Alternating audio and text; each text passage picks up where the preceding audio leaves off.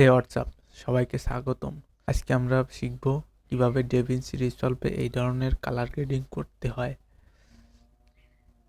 এই colour grading প্রিসেটটি আমি আমার গুগল ড্রাইভে আপলোড করে রেখেছি, যার ডাউনলোড লিঙ্ক আমি ডেসক্রিপশনে দিয়ে রাখব।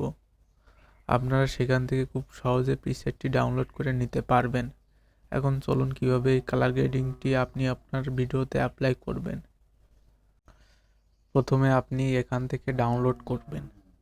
ডাউনলোড করার পর এটা কপি করবেন, এই ফোল্ডারে এসে আপনি কপি করবেন।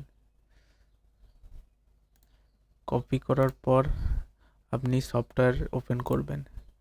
সফটওয়্যার ওপেন করার পর এখান থেকে ফোল্ডারে যাবেন। ফোল্ডারে গিয়ে এটি পেস্ট করবেন।